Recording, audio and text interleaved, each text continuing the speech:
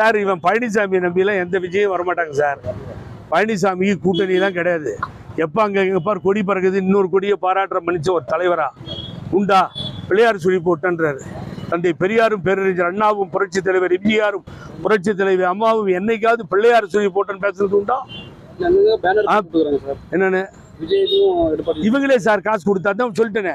ஏடிஎம்கே பனியனை போட்டுக்கிட்டு அந்த பையன் அந்த கொடியை பிடிச்சிட்டு நிற்குது.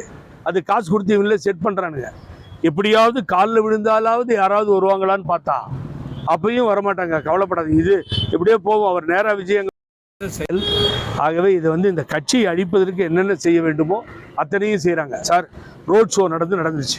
இந்த இன்சிடென்ட் நடக்கக்கூடாது. இனி ரோட் ஷோ வேணான்னு மதுரை கோர்ட்டு சொல்லுது. இவ்வளவும் அட்வைஸ் பண்ண பின்னாடியே எப்படி சார் ரோட் ஷோ போறாரு இவர்? இந்த கவர்மெண்ட் பழனிசாமிக்கு எப்படி சார் அனுமதி கொடுக்குது ரோட் ஷோக்கு? மறுபடியும் இப்படி ஒரு இன்சிடென்ட் ஆனால் என்ன பண்ணுவீங்க? மறுபடியும் எப்படி ரோட் ஷோ நடக்குதுன்னு கேட்குற தமிழ்நாடு அரசையும் முதலமைச்சரையும் பார்த்து. முதலமைச்சருக்கு செல்ல பிள்ளையா இருக்காரு எடப்பாடி பழனிசாமி. எந்த கோர்ட்டு இனிமேல் ரோட் ஷோக்கு அனுமதி தராது. போறோம், நாங்கள் பிஎல் போடுறோம். ஆகவே ரோட் ஷோவை நிறுத்துங்க தயவு செஞ்சு.